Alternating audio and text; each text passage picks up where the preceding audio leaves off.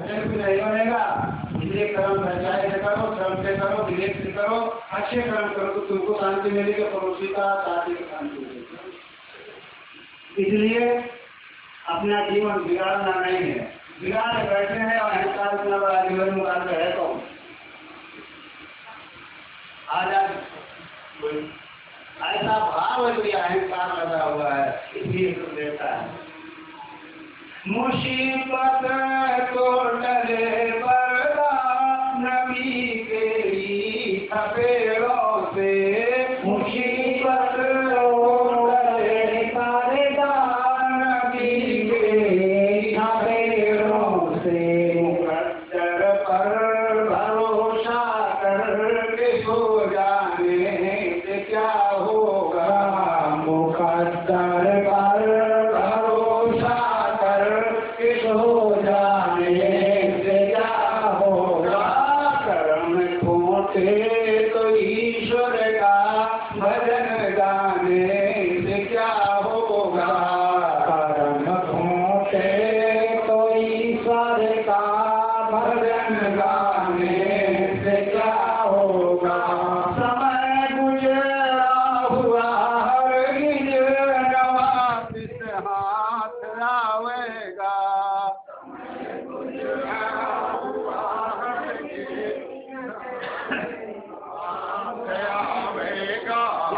हो गया, ये जीवन में अब मिलने वाला नहीं है, चला गया। तो समय जो गुजर गया वो हमारे हाथ से निकल गया। अब इसी समय में हम अपना कल्याण कर सकते थे, अपना ध्यान कर सकते थे, अपनी मुक्ति कर सकते थे, अपने आप को पा सकते थे और अपने में रमण करके आनंद ले सकते थे, लेकिन छूट गया। तब हाथ मलने से रह जाएगा। समय गुजरा हुआ हरगिज न वापस हाथ आवेगा, लिया चुक खेत चिड़ियों ने तो पछताने से क्या होगा। मेरे बंधु, खेत में तुमने फसल बोई, रखवाली की, बड़ा किया, पानी लगाया, खाद लगाया और उसकी रखवाली नहीं की तो पंछी चुन गए, तब तुम्हारे हाथ में क्या आएगा। अब हाथ मल के पछता लो और पंछी चुप रह जाओ। एक कड़ी और रह गई,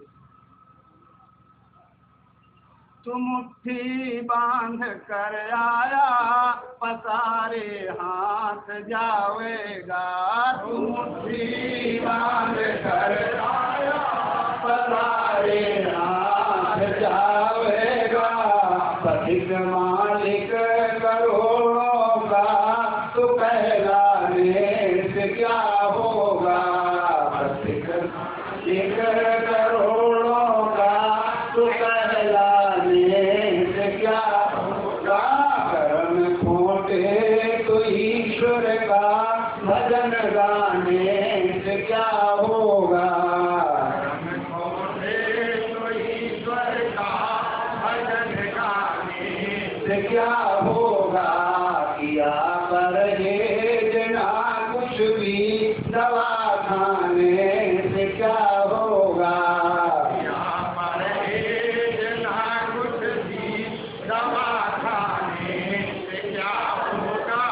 भजन बहुत सरल और बहुत सीधा और बहुत साफ है।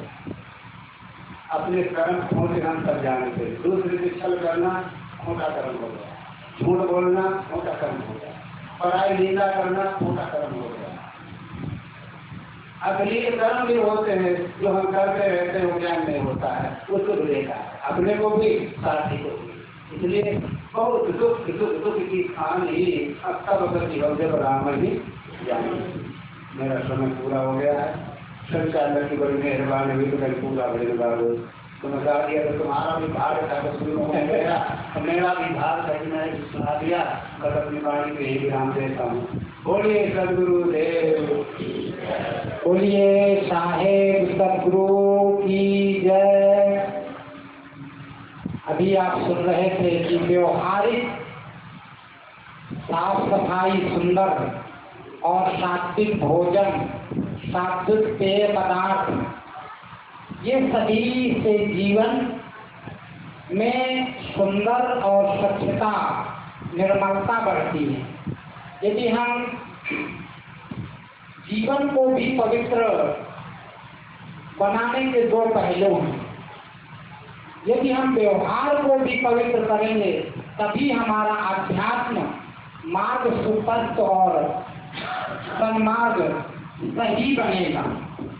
इसलिए हमें व्यवहारिक ज्ञान के द्वारा हम सबको संबोधित कर रहे थे कि हमें किस प्रकार से घर गृहस्थी में रह करके साफ स्वच्छता का ध्यान रखना चाहिए।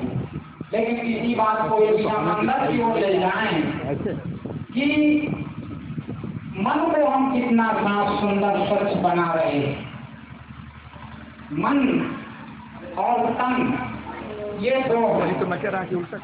तो यदि तन को हम सुंदर बनाएं तो मन पर भी हमें विशेष ध्यान देना होगा। इसी माध्यम से हमें सदुपदेश दे रहे थे कि हमें समय का सदैव सदुपयोग करना चाहिए, व्यवहार में सदैव स्वच्छता एवं निर्मलता का ध्यान रखना चाहिए। बहुत ही सुंदर विचार से आप लाभान्वित हुए। अब एक प्रश्न आया है कि धर्म क्या है, धर्म और मजहब में क्या अंतर है। तो धर्म 2 मिनट की बात है, सिर्फ शॉर्ट में बता देंगे। धर्म कहते हैं स्वभाव को, जो सार्वभौमिक सत्य अटल नियम है जड़ चेतन के। जैसे जल का स्वभाव धर्म है शीतलता, तो जल अपनी कभी भी शीतलता को नहीं खो सकता, चाहे उसे जितना गर्म किया जाए। लेकिन यदि आग पर डाला जाएगा गर्म पानी भी, तो वह आग क्या हो जाएगी, बुझ जाएगी। इसको कहते हैं धर्म। और मजहब किसे कहते हैं, मजहब ये मनुष्य के द्वारा बनाया हुआ, यानी हम सब लोगों के द्वारा निर्मित किया हुआ, इसको मजहब कहते हैं, संप्रदाय कहते हैं। तो धर्म और मजहब में यही विशेष अंतर है कि जो प्रकृति और पुरुष के अटल नियम हैं उनको हम धर्म कहेंगे, और जो मनुष्य द्वारा बनाए गए संगठन है, एक सिद्धांत क्या है, एक मत है, उनके द्वारा कुछ मनुष्यों का एकत्र हो जाना भाव के द्वारा, विचारों के द्वारा, उसको हम मजहब कहेंगे। तो शायद बात समझ में आ गई होगी। और भी हमने शॉर्ट में बताया है। अब हम आपके सामने श्री स्वरूप साहब के चरणों पर विनती करते हैं कि वे हमें अपने आशीर्वचनों से हमारे जीवन से संबंधित अपने विचार, जिससे हमारे दुख के कारणों का और उसके निवारणों का हमें पता चल सके, यही विनती करते हैं कि इसी पर प्रकाश डाले, अति दया होगी।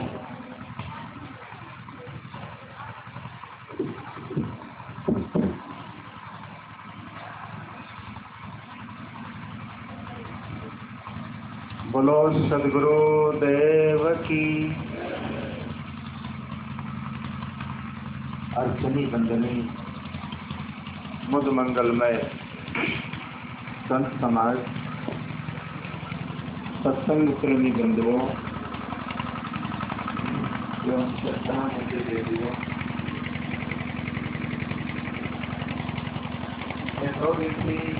सत्संग कार्यक्रम का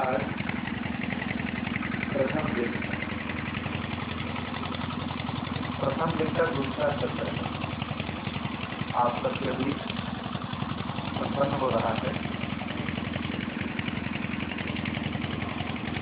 बहुत ही लगन और उत्साह से आप लोग सत्संग प्रांगण में ज्ञान की चर्चा का स्वागत कर रहे हैं।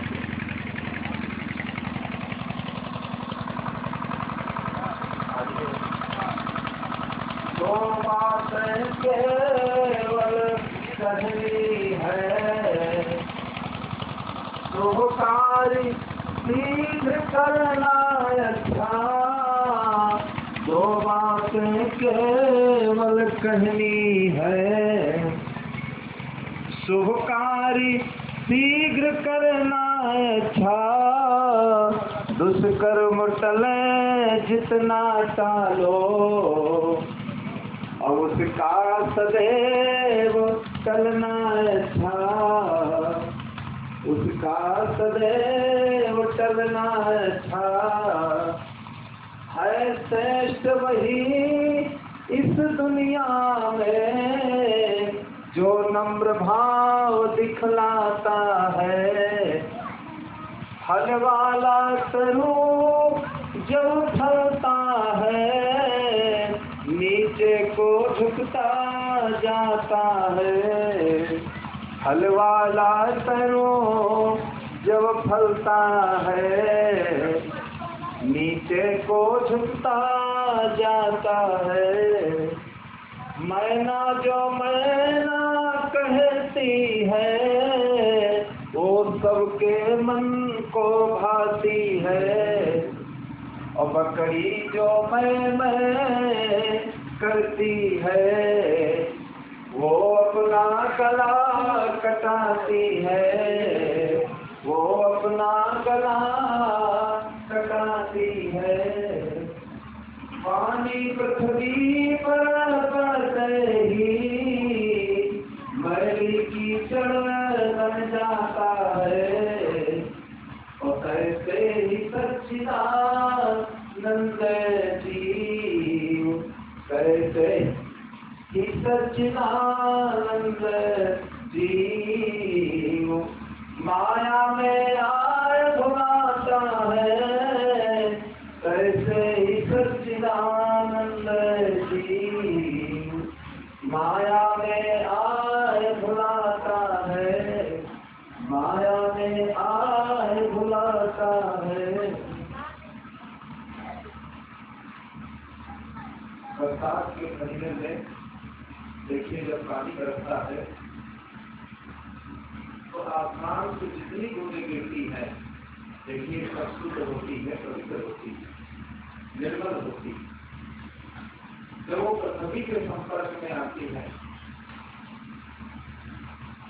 तो देखिए मैली हो जाती है। जब तक पृथ्वी के संपर्क में वो बूंदें नहीं आती है तब तक साफ रहेगी।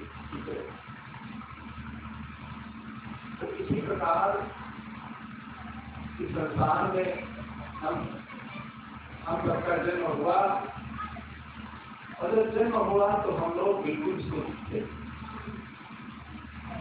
हमारे अंदर न कोई दुर्गुण थे, न कोई दुर्व्यसन थे, न कोई विकार भी हमारे अंदर थे। लेकिन धीरे धीरे देखिए, जो हमारी आयु बढ़ती गई, अपने को हमारे अंदर संतान की भावना लगी,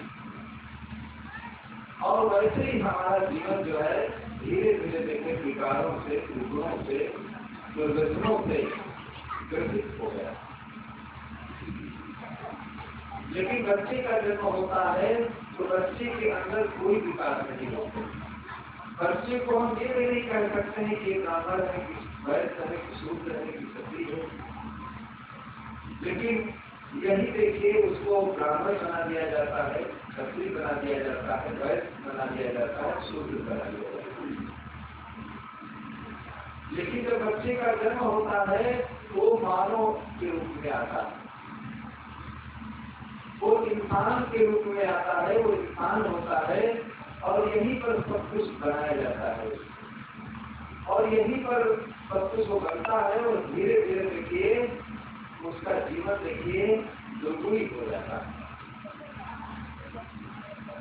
तो दुर्गुणों में फंस करके ऐसे ही हमारा जीवन जो है गंदा हो जाता है, अपवित्र हो जाता है। तो इस जीवन को दुर्गुणों से दूर रखने के लिए अगर दुनिया में कोई साधन है तो सत्संग है। जीवन में अगर हम सत्संग का सेवन करते रहेंगे तो हमारे अंदर गंदे विचार नहीं आएंगे, दुर्गुण नहीं आएंगे, दुर्व्यसन नहीं आएंगे। और जब दुर्व्यसन नहीं आएंगे धीरे धीरे हमारा जीवन जो है वो शांति की तरफ जाएगा।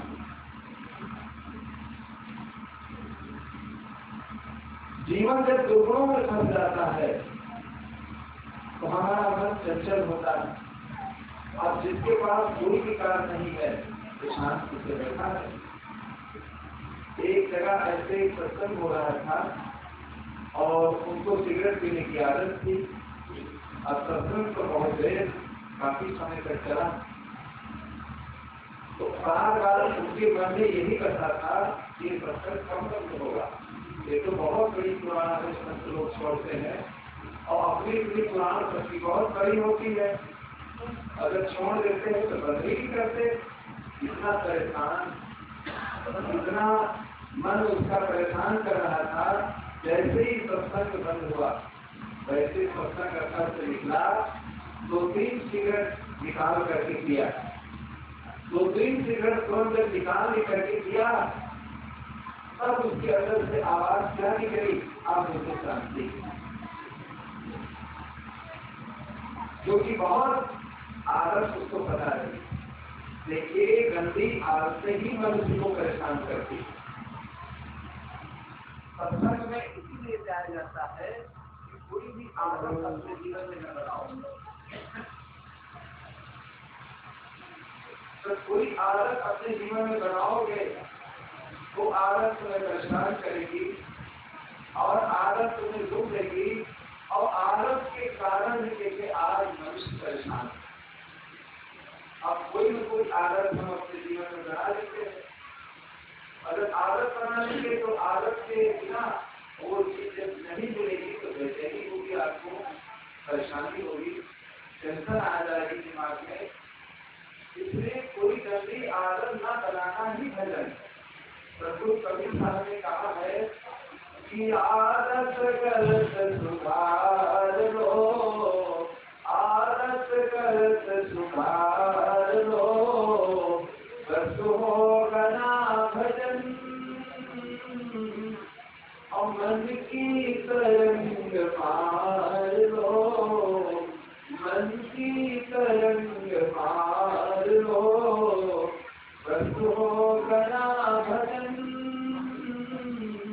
मन की तरंग मार लो, बस होगा ना भजन। तो गंदी आदतों का सुधार करना ही भजन। और मन में जो गंदी तरंगे आती हैं, देखिए हम समुद्र के किनारे बैठते हैं, नदी के किनारे अगर बैठते हैं तो देखिए उसमें तरंगे उठती हैं, नाम किसी तरंगे उठती है और ना होते देरी लगती है ना लोग होते देरी लगती है। इसी प्रकार हमारे मन में भी ऐसे ही तरंगे उठा करती है, कहीं काम की, कहीं क्रोध की, कहीं लोभ की, कहीं मोह की, कहीं आग की, कहीं द्वेष की, कहीं जलन की, कहीं इच्छा की। तो अनेक प्रकार की ऐसी तरंगे हमारे मन में उठा करती है। अगर उन तरंगों की हम परीक्षा नहीं कर पाते हैं, निरख परख नहीं कर पाते हैं, अगर उन तरंगों में हम बह जाते हैं, हमारा मन अगर बह जाता है तो हमारा जीवन देखिए सुखकारी बन जाता है। उन तरंगों को जो परख लेता है, परखने की शक्ति जिसके जीवन में आ जाती है, देखिए उसका जीवन कभी दुखी नहीं होता है। तो परखने की शक्ति कैसे आएगी, जब हम सत्संग में जाएंगे और सत्संग में जा करके सत्संग की बातों को ध्यान से सुनेंगे और सुनने के साथ साथ जीवन में उसका पालन करेंगे। तो गुरु साहब ने देखिए क्या कहा है कि कहा सुनब समझो भले, कहा सुनब समझो भले, संस्कार नहीं जा और प्रेम मान के मोह बस और गले अहम को उठा। सदगुरु विशाल साहब कहते हैं मुक्तिवार में अपनी दूसरी पुस्तक में उन्होंने 4 पुस्तकों की रचना किया, और मुक्तिवार, प्रतिष्ठा और संयम। देखिए मस्त कागज उन्होंने हाथ से नहीं छुआ, मस्त कागज छुओ नहीं, कलम को हम नहीं खा। चारों युग का महात्म कबीर उन्हें जनाएगा। सदगुरु कबीर साहब की साथी को उन्होंने चरितार्थ कर दिया। केवल उन्होंने कहा है और लेकिन न कलम को छुआ न कागज को छुआ। अन्य लोगों ने, शिष्य लोगों ने लिखा। तो देखिए अपनी दूसरी पुस्तक जो क्या कहते हैं कि कहा सुनत संगत अच्छी प्रकार से कर लेता हो, लक्ष्मीदार भाषा दे देता हो, अच्छी प्रकार से कर लेना सरल है और अच्छी प्रकार से समझ लेना भी सरल है और अच्छी प्रकार से सुन लेना भी सरल है। लोग चले जाते हैं पहले सुनने के ये अरे भाई सुनाने आए थे, निरंतर है जाना चाहिए, चले आए दूसरे बैठे और मन तो घर में ही बता रहा और इधर उधर देखा और फिर चले गए, खाता कुर्सी के लिए आ जाते हैं। तो कहा सुना संसद है, अच्छी प्रकार से कह लेना, सुन लेना, समझ लेना, लेकिन फिर आगे वो क्या कहते हैं संस्कार मिल जाए। अरे इन संस्कारों को खत्म करना देखिए बहुत कठिन का काम होता है। ये संस्कार कौन बनाता है? हम खुद बनाते। कहीं ऊपर से कहीं आसमान से वो संस्कार बनकर नहीं आते। कोई ईश्वर अल्लाह ब्रह्म नहीं है ऊपर जो बनाने वाला है, लेकिन उस संस्कारों को किसी न किसी जन्म में जैसे हमने ही बनाया है, हमने ही रस्सी को बनाया है और उसको हम किसी रस्सी में बन जाते हैं।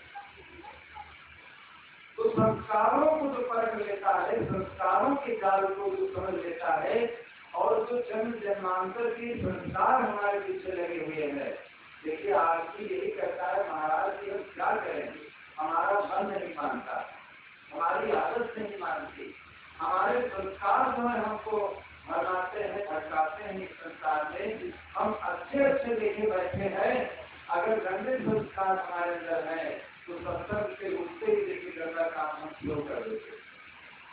तो इन संस्कारों के बारे में वही समझ लेना ध्यान से, और इन संस्कारों को जलाने के लिए देखिए इसकी युक्ति जान लेना, समझ लेना कि संस्कार कैसे जलाए जाए, इस संस्कारों की निरख परख कैसे की जाए। देखिए इस बारे में जो व्यक्ति ध्यान से समझ लेगा, जानकारी कर लेगा, देखिए वो गंदी आदतों से अपने को बचा लेगा। बहुत हम प्रयास करते हैं लेकिन ये मन ऐसा है हमको पहुंचा के देता है। ई मन चंचल, ई मन चोर, ई मन शुद्ध सगार, और मन कहते सुंदर मिल जाए और मन के घर से जुआ। तो देखिए ये मन हमें पहुंचा देता है और मन हमें गंदे काम की तरफ प्रेरित कर देता है। तो हम संस्कारों को जला नहीं पाते हैं और हमारे अंदर क्या अहंकार बन जाता है और क्या अहम बन जाता है। कहने और सुनने से, समझने से लोग हमें प्रेरित करने लगते हैं, सम्मान देने लगते हैं, तो क्या होता है हमारे अंदर अहंकार बन जाता है। हमारे अंदर अहंकार का जन्म हो जाता है, वो अहंकार ही मनुष्य को किसी गिरा देता है। किसी विषय में अगर धन का अहंकार बन गया, बल का बन गया, परिवार का बन गया अहंकार, विद्या का बन गया, किसी चीज का अहंकार ही मनुष्य को किसी गिराता है। इसलिए हर मनुष्य को चाहिए निरहंकारी बनना चाहिए। संसार में अहंकार किस चीज का किया जाए। बड़े बड़े लोग इस संसार में आए, मरि गयो ब्रह्मा कार्तिक वासी और शिव सहित मैं अविनाशी, और मथुरा को मरी गयो कृष्ण को आया, और मरी मरी गए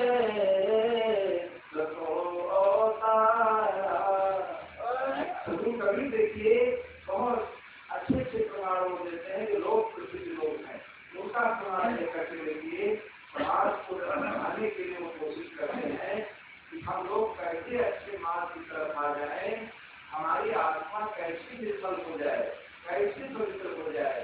देखिए एक बच्चे के जीवन से हम सीख ले लेते हैं, हम लोगों के अंदर राग द्वेष अलग कल्पना की भावना बन जाती है, लेकिन एक छोटे बच्चे को देखिए वो खेलते खेलते दुश्मन के दरवाजे पर भी चला जाता है। अगर अभी हम मानते हैं लेकिन कुछ देर के बाद देखिए वो भूल जाता है और फिर हमारी गोद में आ जाता है। इसीलिए कहा गया है अगर भगवान से मिलना है तो घर में अगर आपके छोटे बच्चे हैं उनसे मिल लीजिए, क्योंकि उनका अंतःकरण निर्मल होता है, पवित्र होता है। आचार्य देव जी अपने निर्माल में रह रहे थे, ये व्यक्ति आए पूछने लगे क्या तुम्हारे मामा जी हैं? मामा जी अंदर थे, उन्होंने कह दिया कि जाओ बाहर कह दो कि घर में हमारे मामा जी नहीं। तो देखिए वो आते हैं और बाहर उस व्यक्ति से क्या करते हैं कि मामा जी कहते हैं कि बाहर जाकर कह दो कि घर में हमारे मामा जी नहीं। अगर हम लोग होते घुमा देते, झूठ बोल देते, क्योंकि हम लोगों की आदत चालाकी आदत बन गई है। हम लोगों का मन चालाकी में आ गया है, हर चीज को हम लोग सीख चुके हैं। हमारा है धीरे धीरे संस्कार गंदे हो गए हैं ना। लेकिन अभी वो बच्चा है, अभी बच्चा है इन सब चीजों से दूर। वो नहीं जानता है कि इस बात को कैसे घुमाना चाहिए, कैसे झूठ बोलना चाहिए, कैसे छल कपट करना चाहिए, कैसे लोगों के साथ गलत व्यवहार करना चाहिए। जैसे उन्होंने कहा वैसे ही देखिए उन्होंने बाहर उस व्यक्ति से उस बात को कह दिया। वो कहने लगे आप घर पे ही बैठे हैं फिर भी झूठ बोल रहे हैं। तो हमारे अंदर देखिए ऐसी भावना रखती है, जो आदत हम जीवन में बना देते हैं वो आदत हमें परेशान करती है, वो आदत हमें रुलाती है। देखिए आदत ही मनुष्य को परेशान करती है। एक मिलिट्री के नौजवान थे, उनकी आदत बन गई, वहाँ रहते रहते पाँव निमाने की आदत बन गई। जब रिटायर हो गए घर में रहने लगे, आदत भी उनकी है, तो क्या करें? तो एक लकड़ी की मोकड़ी बनवाया जिसे कपड़ा पाटा से होते हैं गुजरात में, जैसे पाटा कहते हैं, यहाँ हिंदी में मोकड़ी कहते हैं। तो बनवा दिया, डिग्री थी बढ़िया। और जब शाम को अपने बिस्तर पर लेटते थे तो उसी से अपने हाथ पाँव पीटते थे। हाथ पाँव उसी से देखिए पीटते थे और पीटते पीटते केवल हो जाते। तो ऐसे ही पीटते पीटते देखिए हाथ पाँव की खाल उनकी जानवर जैसी हो गई। रोज एक पीटना, पाँव पीटने वाला मिलता नहीं था कोई, दूसरी मोबाइल से पीटते थे। इतना आदत उसकी प्रबल थी, इतनी आदत प्रबल थी कि उस आदत के वशीभूत होकर के देखिए इतना परेशान होते थे। अगर नहीं ऐसा करते थे तो इधर उधर बिस्तर पर करवट लेते रहते थे, लेकिन उन्हें नींद नहीं है। तो ऐसे ही अगर कोई आदत हम जीवन में बनाते हैं तो आदत हमें रुलाती है, आदत हमें दुख देती है, आदत हमें परेशान करती है। और आदत के कारण ही हमारा मन देखिए हर समय दुखी रहता है, क्योंकि हम उन सब इच्छाओं को कभी पूरी नहीं कर पाते हैं। इतनी इच्छाएं हैं, इच्छाएं अनंत है और जीवन थोड़ा है। अब इच्छाएं अनंत है, जीवन थोड़ा है, और इस थोड़े जीवन में वो इच्छाओं को पूरी करना बहुत मुश्किल का काम है। बड़े बड़े राजा महाराजा बादशाह इस संसार में आए, लेकिन अपनी इच्छाओं को वो भी पूरी नहीं कर पाए। इस दुनिया से चले गए, लेकिन इच्छाएं उनकी पूरी नहीं। तो बंधुओं हमें क्या करना है? अपने संस्कारों के बारे में सत्संग करके फर्क लेना है, जानकारी ले लेना है सत्संग के द्वारा। ग्रंथों का अध्ययन करके संस्कारों के बारे में जो फर्क लेगा, जो निरट फर्क कर देगा, देखिए उसका जीवन सुखी हो जाएगा। तो सुख का कारण और निवारण यही है संस्कार। संस्कार जिसके शुद्ध हो जाएंगे, निर्मल हो जाएंगे, पवित्र हो जाएंगे, देखिए उसका जीवन सुखी हो जाएगा। चाहे धन थोड़ा हो या बहुत हो, मकान छोटा हो या बड़ा हो, परिवार छोटा हो या बड़ा, इससे कोई सुखी नहीं होता है। सुखी तो होता है अपने विचारों से, उसकी मानसिकता कैसी है, उसकी समझ कैसी है, उसके विचार कैसे हैं। तो अपने विचारों को निर्मल बनाते रहे, अपने विचारों को पवित्र करने के लिए हमें क्या करना है? तुम करके संतों की कल्याणवाणी, सुन करके संतों की कल्याणवाणी, और मन का अंधेरा मिटाते रहेंगे, मन का अंधेरा मिटाते रहेंगे। संतों की अंदर जो अंधेरा, अरे बाहर का तो अंधेरा बिजली से और हम कितने चीजों से दूर हो जाता है, लेकिन हमारे अंदर जो अंधकार छाया हुआ है ये कैसे दूर होगा? ये संतों के बारे में समझे। इसलिए सत्संग श्रवण करके और जीवन में जो धारणा बनाए और अच्छी धारणा बना करके अपने जीवन का कल्याण करें। तो सद्गुरुदेव बोलिए सतगुरु साहेब की जय। बहुत बहुत कल्याणमयी बातें आप सुन रहे थे। दुख का कारण क्या है? दुख का कारण स्वयं जीव का अपने बंधनों में कर्म वह कैसे करता है, वह स्वयं ही अज्ञानवश धर्म और कर्म में बंध जाता है, विद्याशक्ति और तृष्णा में बंध जाता है। सारांश यह हुआ कि दुख का कारण क्या है? अज्ञानता, अविद्या। ये दुख का मूल कारण है। और निवारण क्या हुआ? निवारण हुआ सत्य ज्ञान। करे न संगति साधु की सोई, यही जीवे को धिक्कार माया में ढाए है, नरक चले बजाय द्रव्य को पाए है। करे न संगति साधु की सोई कर्म के हीना, अरे हाँ हो मोहन बिन पाए सत्य ज्ञान, जीव भये मऊहा के तीन। तो कुल मिलाकर के सत्य ज्ञान ही दुख का निवारण है और अज्ञान ही दुख का कारण है। बहुत ही सुंदर विचार।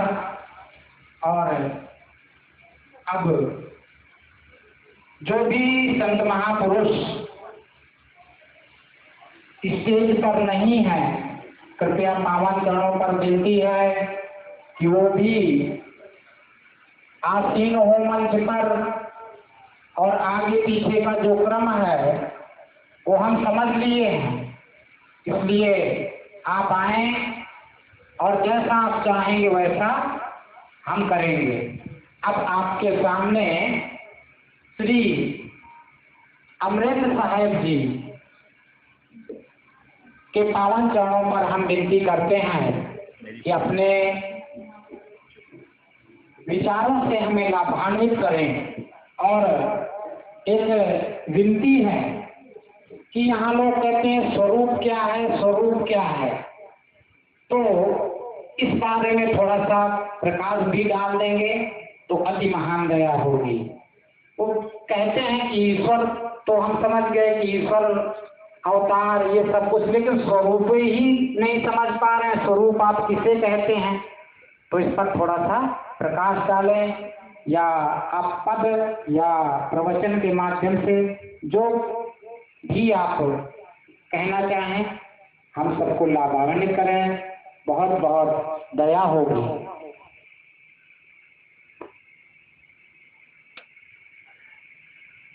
समय ही बता दीजिए।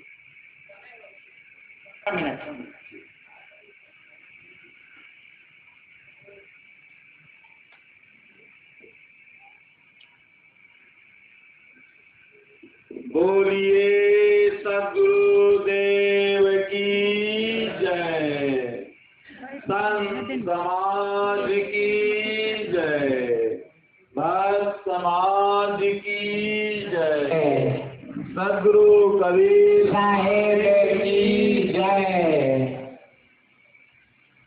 विभिन्न स्थानों से पधारे हुए संत महंत जन, सत्संग प्रेमी सज्जनों,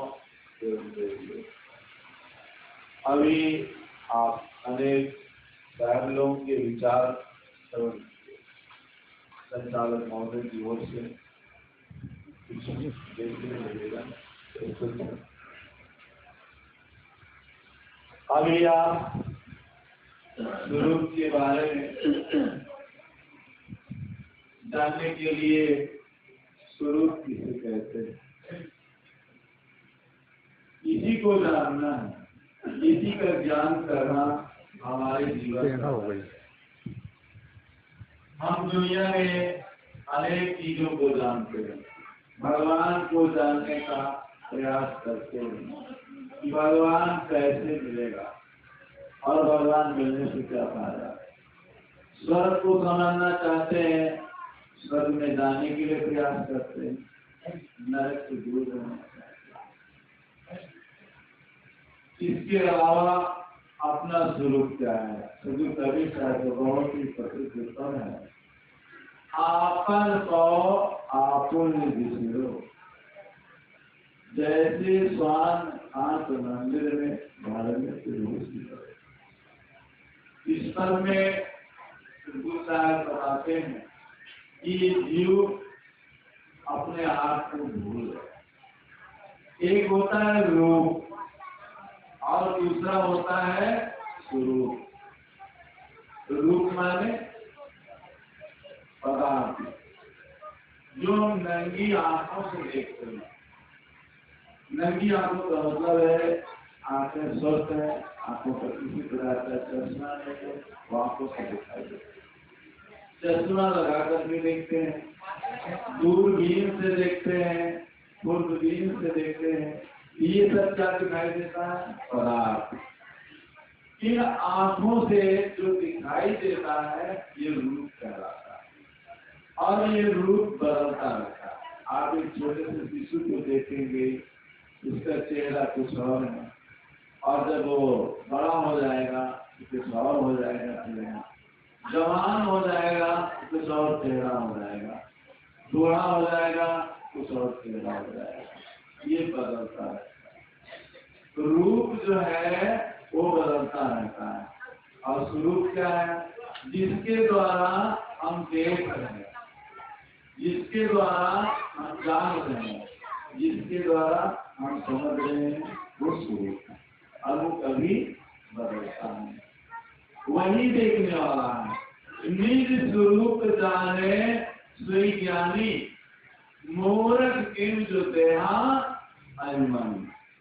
ये श्री राम ने लक्ष्मण से कहा है विश्राम सागर में कि निज स्वरूप जो अपना स्वरूप है उसको जानता है वो व्यक्ति ज्ञानी है। निज स्वरूप जाने से ज्ञानी, मूर्ख किम जो देहा अभिमानी। इसे देह का मान है या मैं मान लिया हूं कि देह हूं। इसलिए देह हूं का अर्थ है कि हमें आत्मबोध नहीं है और हम अज्ञान की दशा में हैं।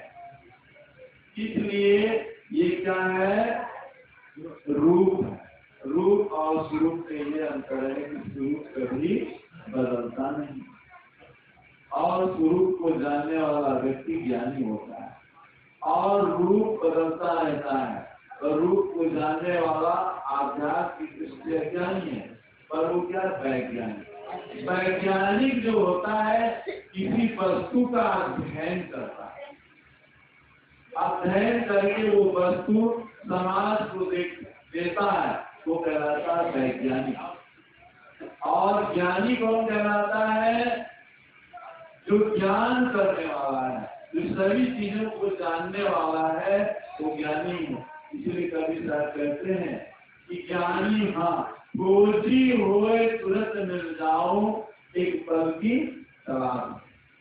जो खोज करने वाला है उसको हम खोजेंगे तो पाएंगे और जो चीज है ही नहीं उसको हम खोजेंगे तो नहीं पा सकते। जैसे सीता जी जब कुटी में थी और वहां जब राम आए, लक्ष्मण आए, देखा सीता पहले से थी और खो गई। अब राम ढूंढ रहे हैं, लक्ष्मण ढूंढ रहे हैं, तो उनको ढूंढने से सीता जी कहाँ गई? लंका में।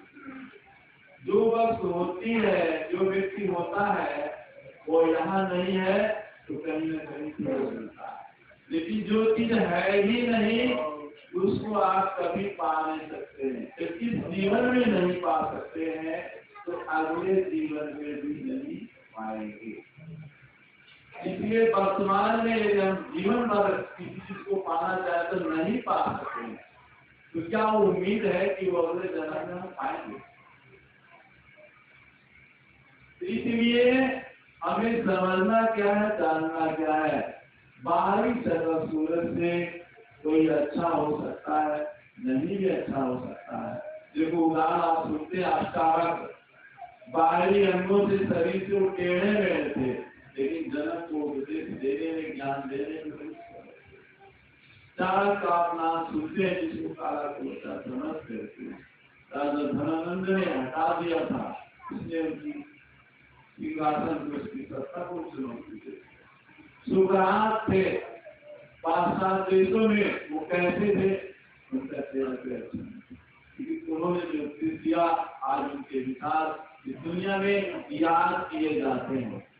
गांधी जी को किसी विदेश पत्रकार ने कहा था कि आप कोई देखने में बहुत सुंदर नहीं लगते हैं और आपके भाषण में भी कोई कलाबाजी नहीं है, फिर भी भारत के लोग आपको बहुत कहा, मैं ये नहीं जानता हूँ, लेकिन मैं जो चीज गलत है उसको छोड़ देता हूँ, जो चीज अच्छी है उसको मैं करने के लिए तैयार हो जाता हूँ। इस तरह से मनुष्य की कीमत क्या है? उसके अच्छे कर्मों से, अच्छे कर्मों के होने से मनुष्य का आदर कभी न कभी हो ही जाता है। इस दुनिया में सबसे पहले कोई आदमी अच्छा काम करता तो धीरे धीरे उससे क्या ईर्ष्या पैदा हो जाती है, मन में ईर्ष्या होती है कि ये व्यक्ति आगे न बढ़ पाए। जब वो और बढ़ता है तो बिल्कुल हम खुल करके उसका विरोध करते हैं। विरोध करने पर भी सबसे हम सफल नहीं हो पाते हैं, तो अंत में हार मान करके उसको स्वीकार लेते हैं। तो पहला क्या है? ईर्ष्या करना। दूसरी बात क्या है? विरोध करना। तीसरी बात क्या है? उसको स्वीकार लेना। इस तरह से निज और पर, निज माने अपना और पर माने दूसरा। इसे संस्कृत में कहिए अहम और मम। अहम माने मैं और मम माने मेरा। ये मम बोले जो माताएं बच्चों को पानी पिलाती है उसको मम कहा जाता है, वो मम। ये मम का अर्थ होता मेरा। अहम माने मैं और मम माने मेरा, यानी मैं और मेरा, ये दो चीजों को समझना है। श्री कृष्ण भगवान के पास में अर्जुन भी गए थे और दुर्योधन भी गए थे, दोनों उनके रिश्तेदार थे और दोनों की आपस में तकलीफ नहीं बैठी थी, तो दोनों सहायता लेने के लिए उसके पास में गए। भगवान कृष्ण ने कहा तो एक तो मैं हूँ और दूसरी मेरी सेना है। बलराम ने कहा तुम दोनों रिश्तेदार हो और हम किसी की सहायता नहीं कर सकते हैं और हम जा रहे धर्म का काम कर रहे हैं, अर्थात की यात्रा करने जा रहे हैं, ऐसा कैसे नहीं कर। अब उसने कहा कि देखिए तो मैं हूँ और दूसरी मेरी सेना है, सेना लड़ेगी लेकिन मैं नहीं लड़ूंगा। तो दुर्योधन ने सोचा कि जब युद्ध होगा तो लड़ने वालों की जरूरत है, इसलिए मुझे सेना लेना है। और श्री कृष्ण को अर्जुन ने स्वीकार किया। तो देखिए मैं और मेरा, मैं तो कुछ नहीं जान पाया और मेरा में कौन पड़ा। जैसे सफलता नहीं मिल पाई दुर्योधन को, वैसे मैं को जानना जीवन का लक्ष्य है। मेरा मकान है, मेरा परिवार है, मेरा धन है, दुनिया इसी में उलझी हुई है। रावण को विश्वास था हमारे भाई ने, बेटे हैं, इन सब के बल से हम जीत जाएंगे। दुर्योधन को विश्वास था कि ये सब बड़े बड़े महारथी हमारे पक्ष की ओर से हम सफल हो जाएंगे। कल से एक व्यक्तियों को भेजता था, उसे भी उम्मीद थी कि सफल हो जाएंगे। इन सबके पास में शक्ति थी और शक्ति के कारण लोगों को देती थी। इसलिए जिसके द्वारा हम जानते हैं तो जानने वाला कौन है? संस्कृत में कहा गया है यह चक्षुषा न पश्यति तदेव ब्रह्मत्वं विधि नेदम यज्ञ उपासना। यानी जिसे आंख नहीं देखती है चक्षुषा कर सकती, जिसे आंख देखती है वो क्या है, वो ब्रह्म नहीं है। जिसके द्वारा ये आंखें देखती वो ब्रह्म है। आंख से देख करके जिसकी उपासना कर रहा है वो ब्रह्म नहीं है। इसलिए ये जिसके द्वारा आंखें देखें, जिसके द्वारा ये कान सुने, जिसके द्वारा मुख ये बोले, वो क्या ब्रह्म। इसलिए ये जीव जो है ये अपना स्वरूप है और ये शरीर क्या है, ये रूप है। इसलिए रूप बदलता रहता है। कभी कहते हैं एक दिन बालक भयो गोदी माँ, एक दिन भयो जवाना, एक दिन पिता जले मरघट पर घुमा उड़त आसमान। क्योंकि प्रकृति बदल रही, कभी जाड़ा था आज गर्मी हो गई है, आगे फिर बरसात आ जाएगी, फिर प्रकृति भी बदल रही। हमारा माना हुआ शरीर भी बदल रहा, बचपना से जवानी में, जवानी से बुढ़ापे में, और ये माना हुआ हमारा मन भी बदलता है।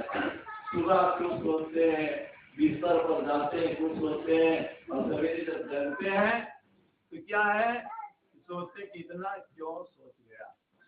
इसलिए इस दुनिया में सब कुछ बदल रहा है, और जो बदल नहीं रहा है वही अपना स्वरूप है।